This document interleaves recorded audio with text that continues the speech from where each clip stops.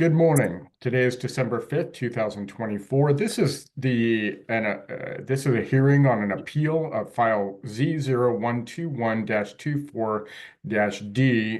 The applicant is Adam Lowry. It is a application that was approved by planning staff for a design review approval to convert an existing dwelling into an office to be used as part of an existing landscaping business, Valleyscapes Landscape Solutions. And as part of the request, the applicant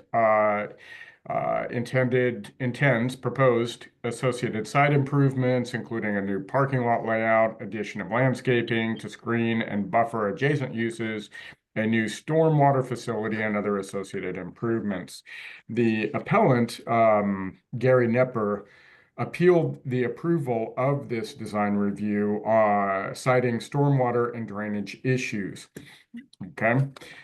My name is Carl Cox. I'm a private attorney appointed as land use hearings officer by Clackamas County, and I have several important things to state before we begin.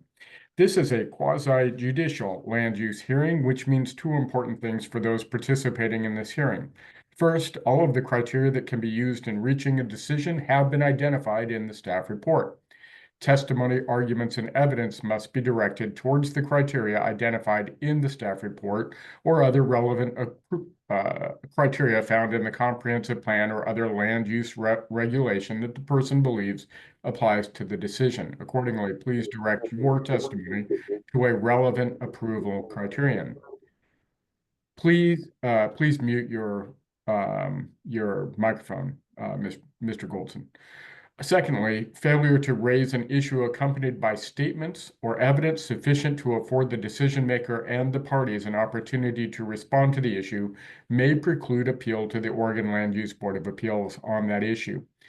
Failure of the applicant to raise constitutional or other issues relating to proposed conditions of approval with sufficient specificity to allow the local government or its designee to respond to the issue precludes an action for damages in circuit court. Once final, this decision may be appealed to the Oregon Land Use Board of Appeals. And to be clear, this hearing is de novo, so I will be reviewing the evidence by the applicant myself. The staff report was appealed, and so this is, again, a new decision. I have considered issues of bias and conflict, and I have a couple of things to talk about. I have conducted prior hearings with both the applicant and the appellant in this matter, involving somewhat overlapping issues with the current application. Part of my role as compliance hearings officer, which is a different appointment that I have by the Clackamas County Board of Commissioners, involves code enforcement activities, and in my role as that, I have issued two continuing orders, which are still open, involving use of this property for commercial purposes without an approved land use for that activity, and certain other things not directly relevant here. Those matters are still open. I have considered my involvement in those prior hearings, and my involvement, which is limited, with the applicant and the appellant, and have determined that I just don't have any bias in this matter one way or another. I don't see any conflict of interest for me to conduct this hearing as the land use hearings officer. Next, I've not received any ex parte contact. So I have, as I just stated, received a number of things that could be considered ex parte contact.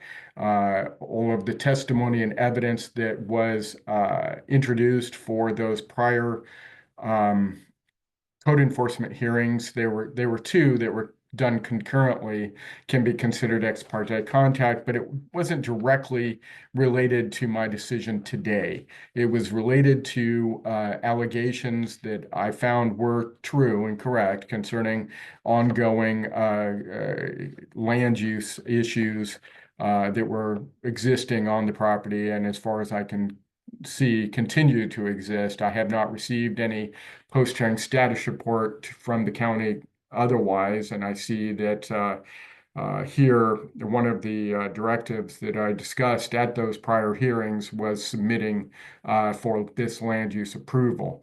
So that's where we are as far as ex parte contact. I also received a number of documents and exhibits related to this hearing, which I had an opportunity to review in advance of the hearing.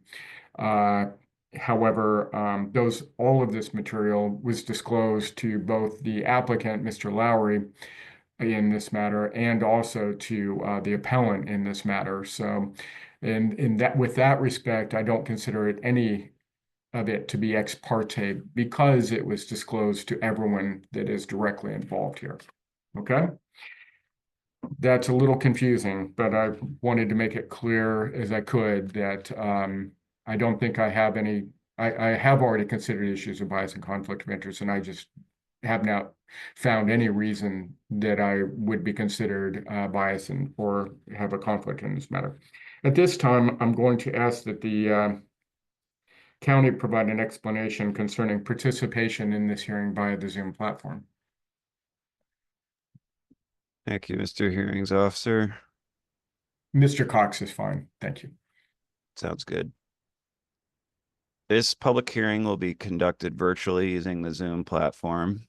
Panelists for today's hearing, which include the hearings officer, county staff, and the applicant, have both audio and video capability. Audience members who have joined the meeting will have their mics muted unless they wish to testify, in which case they will be called upon to do so by the county staff moderator. Audience members' video will not be turned on at any time. Today's hearing is being recorded as required by law.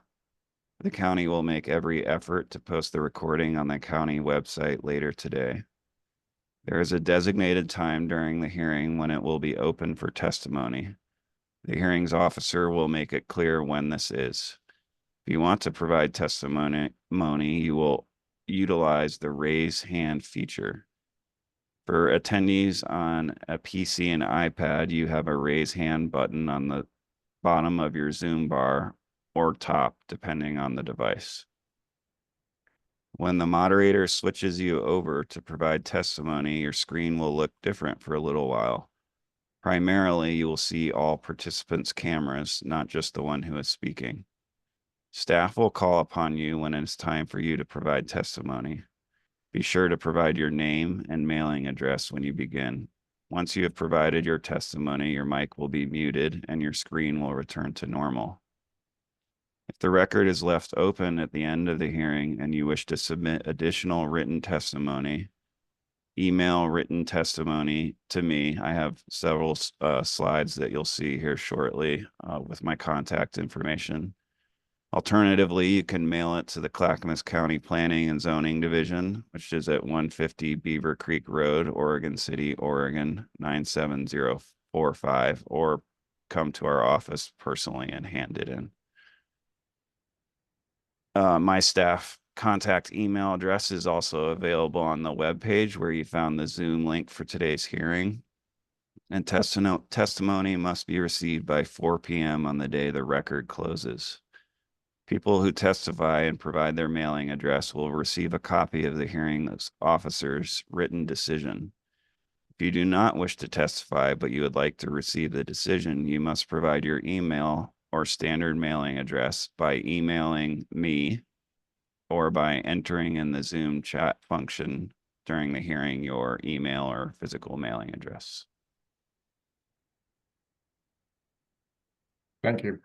The order of proceedings is this. I will ask that the county begin by presenting, I believe the county has a staff report that they're going to review, and followed by an opportunity by the appellant to present evidence, testimony that the appellant wants me to consider in making a decision in this matter. Then the applicant will have the same opportunity to present evidence and testimony that the applicant wants me to consider. That followed by an opportunity for the general public And I may or may not provide a rebuttal period. I'll make a decision about that. Before I close the record in this, I will make a statement concerning whether any party wants me to keep the record open for a time period to submit additional evidence, and including there'll be an opportunity for rebuttal within that and a final written statement. I'll make that statement before closing the record, and we'll discuss that at that time. Mr. Forcell, will you please present your presentation? Yes, I'm gonna bring that up. Let me know if you all can see it when I do. Can we see that okay? Not yet. Okay.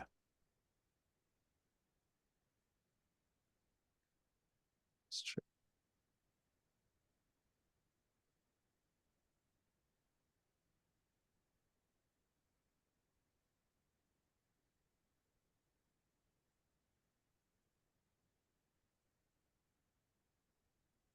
Are we good now? Yes. Okay. And will you provide a copy of your presentation as an exhibit? Yes, I will. Then I have that as perhaps exhibit 18. There was another one that came in this morning. Anyway, just sequentially. Okay. My name is Eric Forcell. I'm a land use planner with Clackamas County, and I reviewed this application. The matter before us today is file Z0121-24 design review application for Valleyscapes. As I mentioned previously, this is my contact information. I'll have it again at the end of my presentation so that anyone can use it if they need it. The hearing today is an appeal of the planning director's decision, County File Z0121-24, which approved the design review proposal, which is found within the record. The applicant is requesting to convert an existing single-family house to an office structure to be used for an existing commercial landscaping business. As part of the request, the applicant proposes to upgrade the parking area, decommission a dumping area, install a new stormwater system, and provide other associated improvements, such as new commercial approaches, walkways, sidewalks, screening, and landscaping. It's important to note that the property directly adjacent south is held in common ownership and was approved for a design review Z0233-20, and that both lots are held in common ownership, and the site has shared elements across the boundary line, essentially functioning as one cohesive unit of land rather than separate lots with separate uses. At the date of creation of this PowerPoint, which was yesterday, 12/4/24, there was no additional information presented by the appellant to demonstrate that the preliminary approval decision was made in error. There was some last minute stuff that came in that I did provide to the hearings officer, and I did not have opportunity to review that information. The 120-day deadline for a local decision per Oregon state law is February 19th, 2025. And the applicant has provided a number of timeline extensions in writing extending the deadline. This application was approved with conditions because staff found that the applicant provided substantial evidence and argument that demonstrated consistency with the applicable sections of the zoning and development ordinance. There were a number of standard conditions related to design review that were applied to this decision. Among them were changes to the roadway network, including safety upgrades to the highway, an installation of a new engineered stormwater system, upgrades to the parking system, walkways, and lighting, and upgrades to buffering and screening to adjacent properties. And I believe especially to the common boundary line between the applicant and appellant's property. This is the property itself. It's zoned rural commercial. It's in the formerly city of Damascus area. It has frontage along Clackamas Highway. That should read Highway 212 and Southeast Anderson Road. And the current use of the property is a commercial landscaping and cement business. The red arrow indicates the subject property for this particular design review application. The yellow is that adjacent lot held in common ownership, which was subject to the prior decision. This is a site plan that was provided by the applicant. There's a number of diagrams and drawings that are part of the record, but this is just kind of giving a overall schematic of the site. I kept my presentation somewhat brief and focused on what the appellant stated, so I didn't dive in. There's a bunch of information in the record, but Could we go back for a second to the sure, prior slide? absolutely. So the little hashed area kind of to the bottom right corner, that's the like a is that some kind of stormwater detention facility? What does that This designate? this is a and was part of the prior decision, and this is the common boundary line. And it's like I believe a gravel or was a gravel access road to Oh, southeast okay. Chitwood. This is the stormwater facility Oh, here. I see it there now. Yeah. Yeah. I was looking at them both and not being a civil engineer myself, I just ask Yeah, someone. Yeah. absolutely. Thank you. You're welcome. Yeah, as I was saying, and this is in Exhibit 16, the appellant appealed the decision based on stormwater and drainage issues. With the submittal, there was no specific code criteria indicated with the appeal statement. So I didn't have much to respond to in my presentation, at least. And I did, which I mentioned, receive some additional information about 10 minutes before the hearing started, which is not discussed in this PowerPoint because I didn't have time to review that. I haven't reviewed it either. Yeah, I did. I wasn't aware of it. Okay. Um, the applicable criteria for a design review in the rural commercial zone for stormwater are found at Zoning and Development Ordinance 10606, which is titled Surface Water Management and Erosion Control. Because there's no outside surface water management authorities like Wes or Oak Lodge, Clackamas County DTD Engineering becomes the authority for stormwater management, and they apply the Clackamas County roadway standards per that ZDO section. The applicant provided signed statements of feasibility from Clackamas County DTD Engineering. Those are in the record, as well as an engineered stormwater report with recommendations for new stormwater catchment and treatment. And that was part of the original submittal as well. The county staff at DTD Engineering, Ken Kent specifically, we discussed this project numerous times and with ODOT as well. They never indicated any issues with the stormwater management proposal or any problems with the storm report. And planning staff believe that storm management, water management proposal and system satisfies ZDO 10606.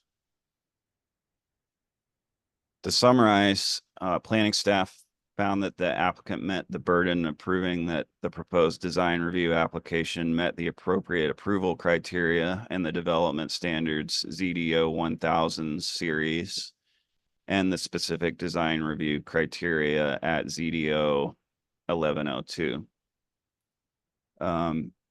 As I mentioned, outside of the appeal statement, there was no additional information to supplement the appeal to review.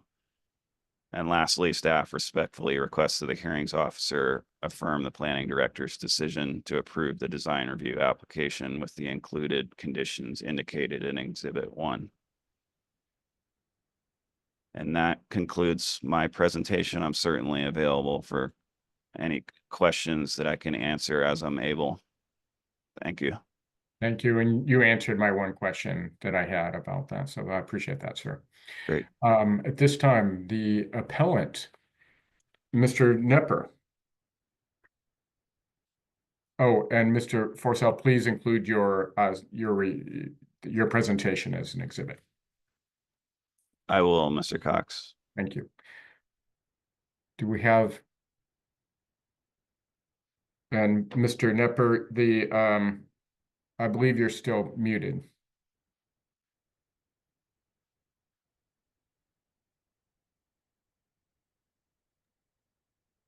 Okay, can you hear us? Yes, sir. All right. To start with, my name is Bruce Goldson, Theta Okay. Engineer, Theta Engineering. Um, PO Box 1345, like Oswego. And I'm a professional engineer and land surveyor. And then Gary is going to introduce himself and give us an address for the hearing. Mr. Goldson, I didn't catch what was the company you're with. Theta Engineering, Theta. THE, yes. Okay, thank you.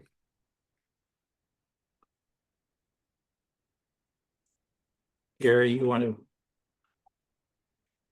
My name is Gary Nepper. My address is 24348 South Sky Lane Drive, Canby, Oregon.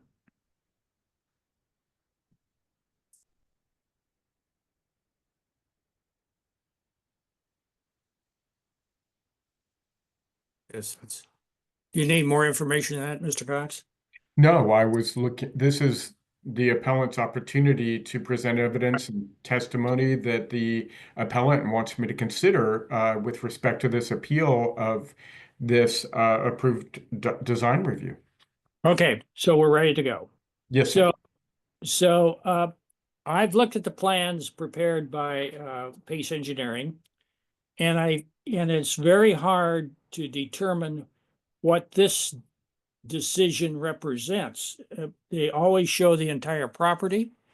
They show things that were in the prior decision and in this decision, or this application. And it's unclear how they are separated. If I look at the drawings that Pace Engineering submitted. So I looked at the stormwater hydrology report and note that there was no actual infiltration test done. They relied upon the USDA website, and that may or may not be accurate. They didn't discuss, as far as I can tell, seasonal groundwater that may affect this property. And I know the website says that there is very poor or very low infiltration at this site. There's been in the past and continuing now, there is a continued discharges onto Mr. Nepper's property at various locations. And it should be pointed out again that there's a shallow water well only about 70 feet away from the property line. And some of the activities that the applicant is using could contaminate that well because the well is shallow. I also noted that it appears on the grading plan that there are cases where there's less than 2 feet from the property line to grading that's on the applicant's property. Aside from that, the stormwater plan is shown, and that I think it's drawing C8 in the file. It shows a general overall plan, but does not show how, in effect, the individual buildings are connected to this stormwater, future stormwater facility.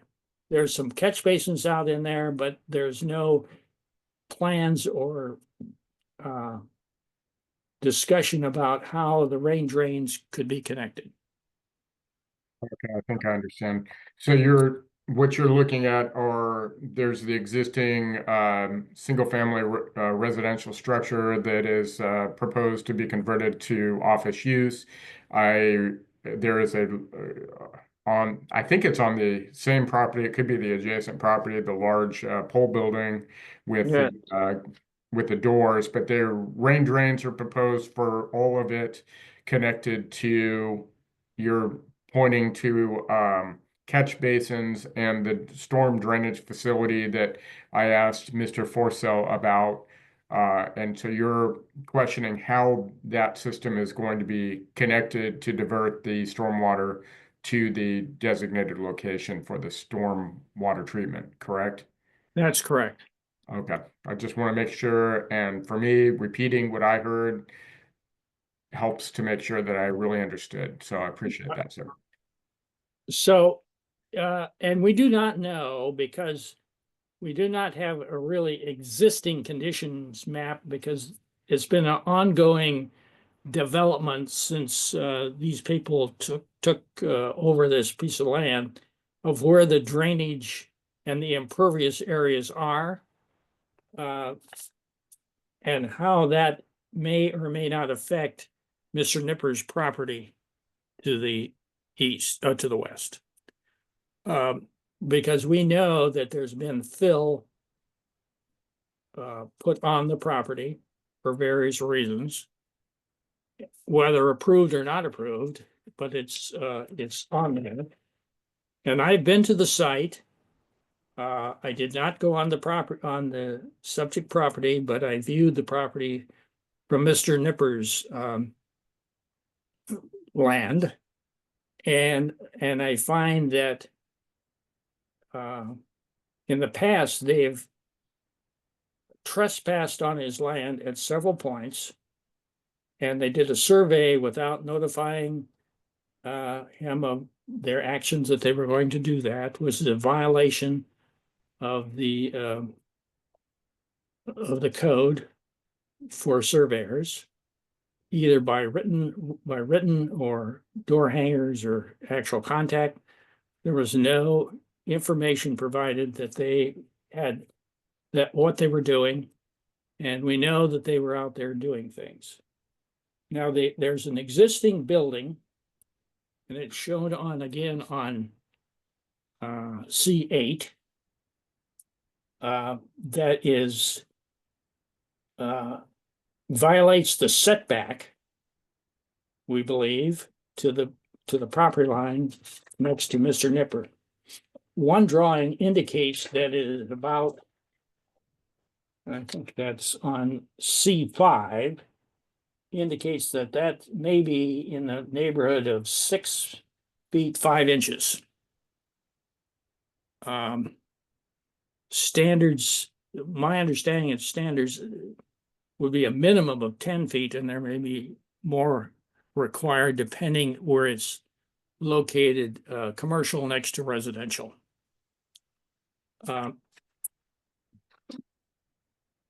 So let me see what else I want to talk about.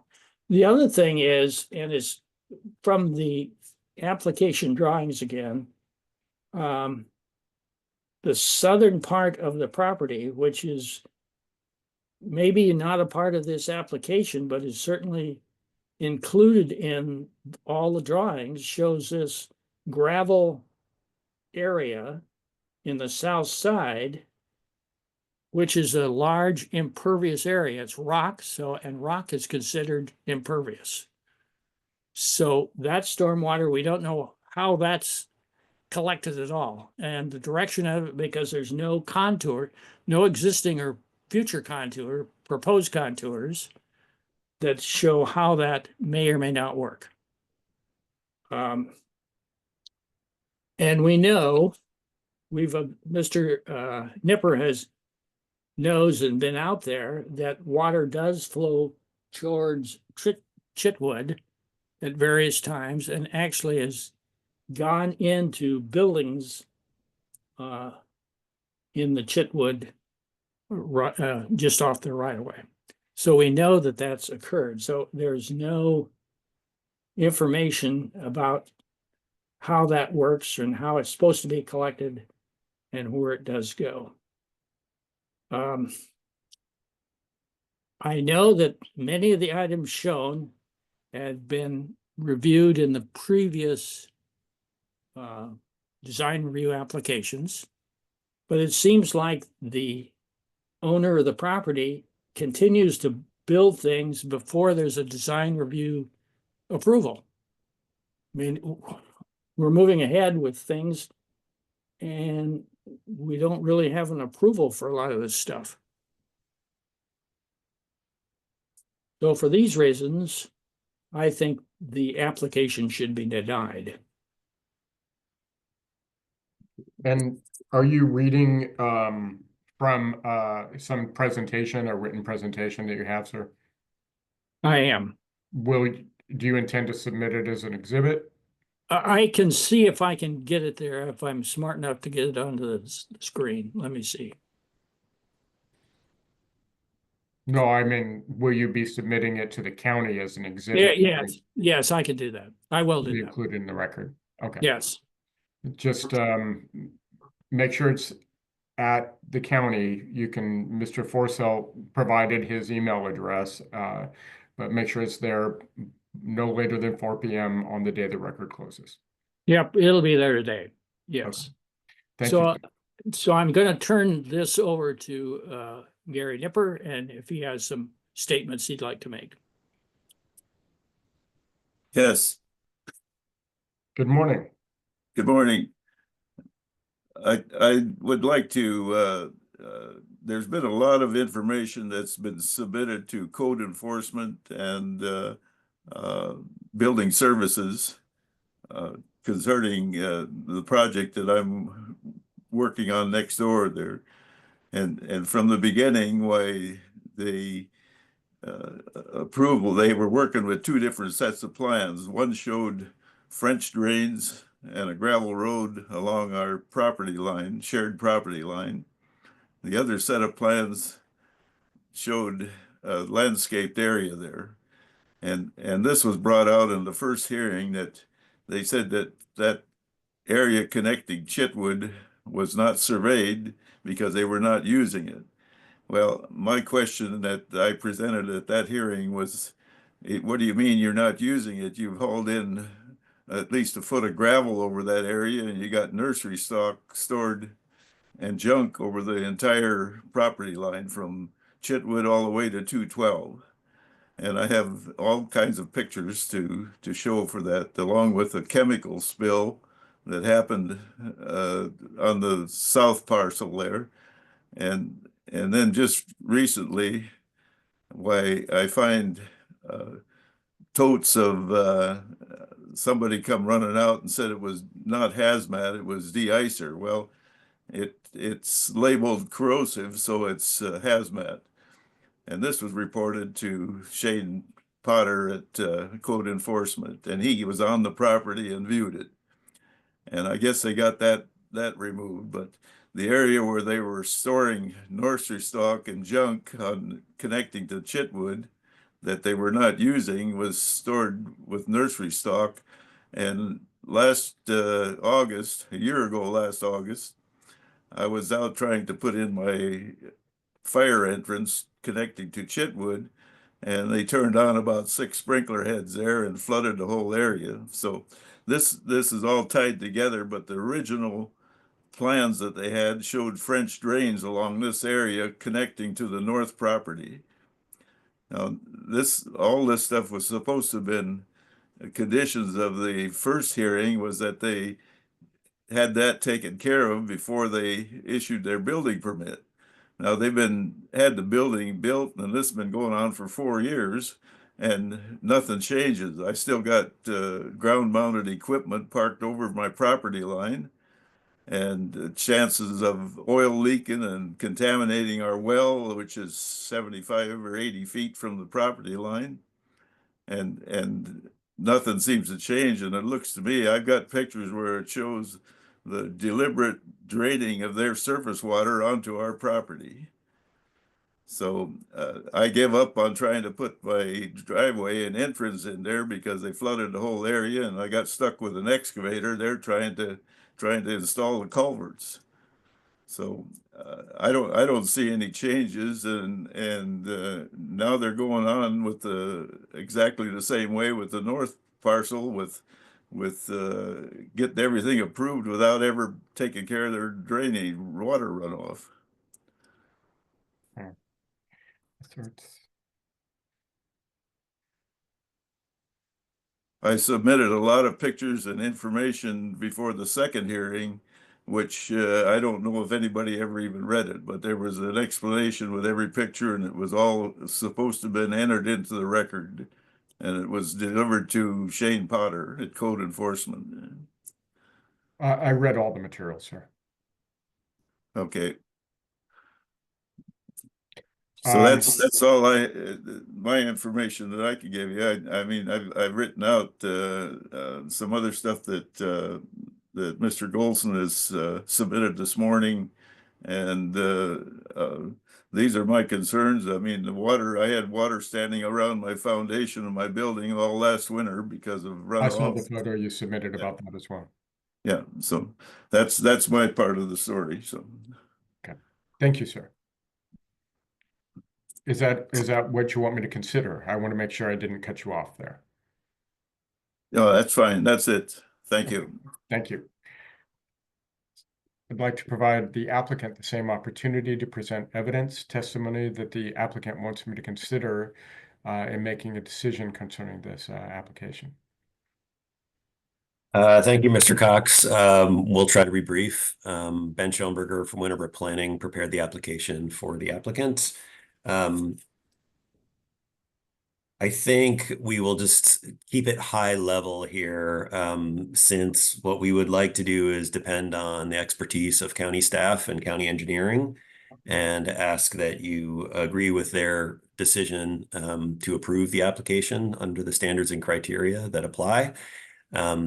But we would like to just do a brief introduction to the project overall and touch on some of the key issues. So I do want to give the applicant and owner a minute just to describe his relationship to the property and what their expectations are and the work that they've done over the last 5 or 6 years. Adam? Thanks, Ben. My name's Adam Lowry. I am one of the owners of the property in Damascus. I'm not going to pretend to be a developer. I'm not. I do agree with the appellant. This has been going on for 4 years. Not our choice. Our intention has been always to operate our company, Valleyscapes, on that facility and do it in a way that helps the neighborhood. We've got a resident behind us, the Damascus Fiber Arts School. We've developed a great relationship with them. We take care of their landscaping for them. We've had no issues with anyone else in the neighborhood. Our goal is to get through this process. We started it. It was during COVID. Not sure how it all kind of fell apart, but we've tried to put that back together and tried to comply with everything that has been asked of us. As of the last hearing, Mr. Cox, I also remember you running that and being a part of that. I think our actions have always been, if we hear something, we address it right away. And our goal is to comply with everything that has been asked of us. I've put a team together to help us accomplish those tasks and get this approved and move forward in the neighborhood. So with that, I think I'll pass it over back to you, Ben. Okay. So next, because the appellant's concern seemed to be primarily around stormwater issues, I'd like to give our civil engineer, our expert who worked with Ken Kent, the county's civil engineer, that expertise to develop the preliminary stormwater plan that was submitted and approved by the county, and just to give an overview of what our approach is and what things are going to be done as a result of this application. Brian? you just tell people who you are and give an overview. Good morning, I'm Brian Lee. I'm a civil engineer with Pace Engineers. We prepared the preliminary plans and the preliminary stormwater report, and that's what I want to emphasize is that at this stage in the game, we prepare preliminary sets of plans and preliminary stormwater report, and we address all of the issues with the code. Bruce brought up some engineering issues that will be addressed and typically are addressed on the final design level, such as for example, you brought up infiltration. It's a very low quality soil site, and so we used the next step down soils classification to size the pond. So in essence, the pond is slightly oversized to deal with the lack of infiltration. That's one issue that was brought up, but the other issues, such as connecting the downspouts and those kinds of things, are typically done at the final design level by the architect. Since it's a building code issue, it's not a civil design issue. We'll connect those up to the stormwater system that's on site. I typically provide tees or connections and clean outs and those kinds of things for the architect and the structural engineer. If there's a foundation design, typically on a new building, then those foundation designs are connected at the final design level too at that point. In terms of the gravel in the back of the property, we did consider that as impervious surface, and that's built into the total sizing of the pond. And we're slightly over detaining on the frontage of the property due to the fact that that property has to drain down to Chitwood. We designed some landscaping and vertical curving along all the edging of the property to keep the runoff from going onto the neighbor's property. That's collected and then contained in the stormwater system on the north side of the property. On the south side of the building there, where it drops off towards Chitwood, there's a roadside ditch there, and we have called out to rebuild that culvert that goes underneath Chitwood. We believe that's the causing of some minor localized stormwater issues in that area, and so all of the runoff will be collected along the roadside ditch. That's how we plan on dealing with that. I think I addressed all of the issues that the appellate brought up. If you have any other questions, I'm willing to answer them. No, sir, I thought it was clear. You don't have like a presentation to submit to me or anything. You're just being responsive and referencing the staff report itself. That's what I heard. Correct. I'm relying on the Okay. staff report that said we've addressed the code requirements and that given the conditions of approval that were applied to the land use decision, we can meet the development code. So I'll just wrap up with our presentation piece here. Essentially, it feels like the issues of the appellant are focused on one standard or criteria that's in the zoning code, and that's ZDO 1006.06. And that is actually an extraordinarily low bar. And this is something that you addressed in the 2020 hearing as well. Section C says approval of a development shall be granted only if the applicant provides a preliminary statement of feasibility from the Surface Water Management Regulatory Authority. Which so is the county, I saw that. Right. So it's essentially provide a statement of feasibility. And we did that. Brian coordinated with Ken Kent at the county, and we have in the record a signed statement of feasibility. And that statement of feasibility in the next section talks about what it needs to review. That development shall be planned, designed, constructed, and maintained to, and then it has a number of requirements of what the development needs to do in order for him to sign off on that statement. But we have an expert that worked with the county's expert, and they together decided that this was an adequate plan to satisfy those standards and criteria. So we've kind of done what we can do, and the appellant appears to be asking you to either evaluate those engineering details or substitute his judgment for the county's, and we just don't think that that's appropriate in this situation.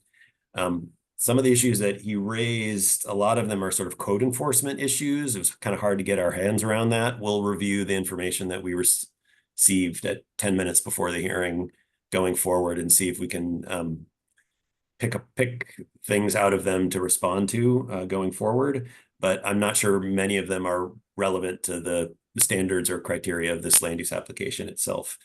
Insofar as they are, I think that approval of this application would fix any of them to a great degree. I mean, that's part of what the previous conditions in 2020 said to do, that we realized we need approval of this land use application to satisfy some of those conditions. So this is kind of what we've been doing for the last 2 years, is trying to get this thing squared away and wrap it all up in a bow and figure out what frontage improvements need to happen and how the stormwater was going to be managed, not just on the north lot, but on sort of a combined approach so that we can both finalize the stormwater stuff on the south lot and the north lot and look at it as a single unit.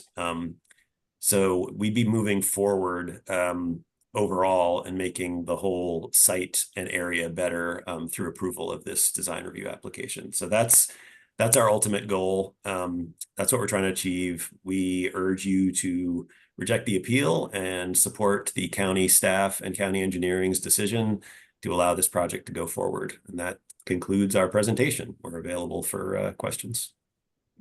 Thank you, sir.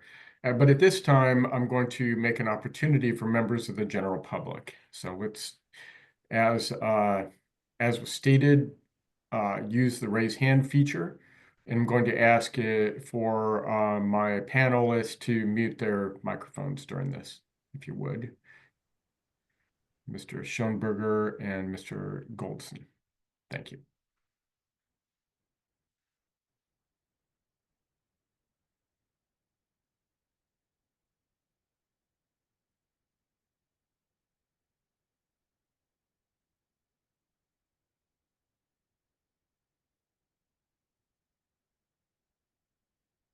Do we have any members of the general public looking? No? Okay. I raised my hand, Mr. Cox, and Sure. What's your question? my question is, yes, that's a preliminary feasibility study. I agree. That's a very, very low bar. Yes. You know, It doesn't show the engineering that makes it happen. It just says, yes, it's feasible. it might be feasible. It doesn't say it is really. It says we think it's feasible. I understand that, sir. And the other thing that I find is that construction has continued on without The approval. the approval. It's jumped ahead of the design review application, which to me is. I understood that too. You did talk to me about that, and as I stated, at the outset of the hearing today, I'm the code enforcement compliance hearings officer, and I did those hearings about that. I absolutely have that knowledge that there are ongoing violations of the county's zoning ordinance and related to this commercial activity. Sure, and the stormwater report, it shows a couple of catch basins out there. It doesn't show any laterals or anything connecting to the building. I realize that the roof drains come later, but these buildings are all there. They're there. And so we have to know that there's roof drains somewhere out there, and we got to collect them up. I think that's part of the feasibility activities. There may be I agree that if this is approved, the applicant will be required to have an approved design for how those how that rain drains, the stormwater is then collected and transferred to the detention facility that they referenced. You're correct. Okay, and the other issue I find is that sometimes I see foundation drains also connected to a storm facility. And that's very hard to judge how much water is involved with that, if any, but it could be a lot. we have no evidence of what the groundwater situation there is. But knowing on Mr. Nipper's property, it seems to be quite shallow. So And I- it's going through soil that is poor quality for drainage. Yes. exactly. So Right. those are points that I think are important Okay. to consider in this appeal. Thank you, sir. All right, thank you. Since I did allow the appellant to provide rebuttal, does the applicant also want to provide rebuttal?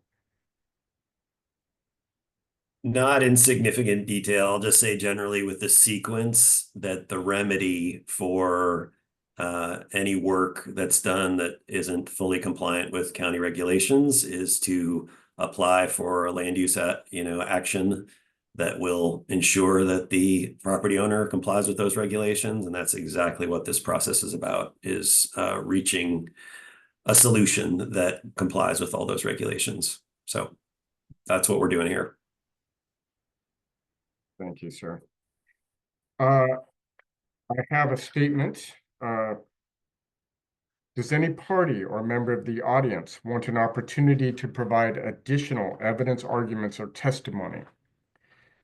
Does the applicant wish to waive the period for final written argument? So first, is there a request that I keep the record open to provide an opportunity to submit additional evidence, arguments, or testimony for me to consider in this? As a representative of the owner, I request that you hold the record open to submit additional testimony. Okay. What I will do is I will keep the record open for 7 days for the submission of additional evidence. So I'm not looking at my calendar, but so 7 days by 4 p.m. on December 12th. Excuse me. Yeah, that's 7. December 12th, 4 p.m. Then an additional 7 days till December 19th, 2024 for the submission of any rebuttal to that evidence that's submitted. Okay, rebuttal period. So we have a new evidence period, argument period, then we have a rebuttal period. And during that rebuttal period, I don't want to see submitted new evidence other than in rebuttal to something that was submitted. Is that clear? Okay, so no new something that we haven't been discussing that unrelated to the issues here. I want to see new evidence and written argument during that first 7 days by December 12th. There's a rebuttal where you can rebut any new evidence so you have an opportunity to do that. At the end of that, there is a additional 7-day period for the applicant here to submit a final written statement in support of their application. The applicant can waive that if the applicant chooses. This last word period is what I call it.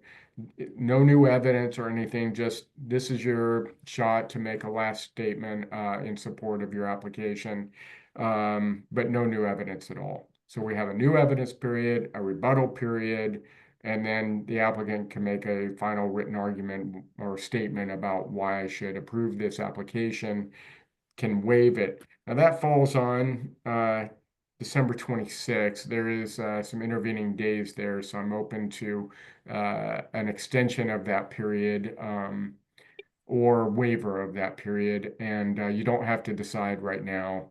Submit something to the county, either, I'm